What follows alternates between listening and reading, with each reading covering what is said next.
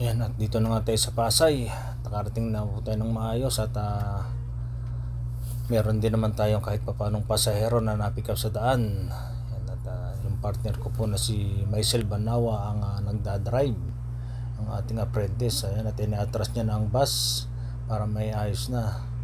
At hindi na nga pala kami nakapagpa-diesel dahil naligaw siya kanina. Naligaw siya ng daan at sa Villamor kami lumusot. Ayan, at yun nga, nandito na kami sa JB. Ayun, si Malo naglalakad-lakad at hinihintay na naman ang kanyang mga bagahe na maibaba.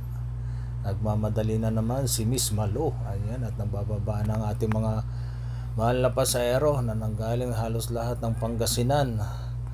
At nakapick up nga tayo ng marami sa daan sa may Malasigi, sa pagliko sa may larig-larig. Doon sila naghihintay. Ayan, yung mga pasahero na yan, isang grupo yan. Ang na-pick up natin din ay nasa 12 pasahero, isang grupo. Ayan, yung mga pasahero natin. At yun si Taba, naghihintay na magbababa ng bagahe para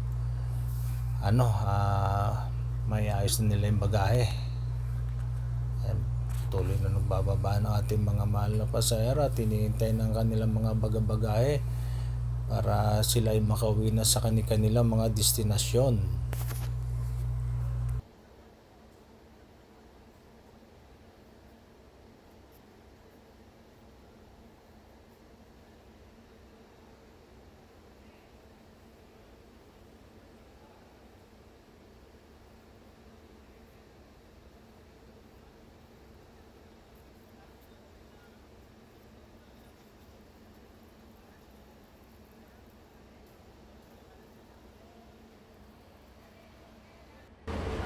Dito na tayo mga kagulo sa Pasay. Ayan, mamaya po ulit, tayo alas 12:30 po ulit tayo dito sa Pasay.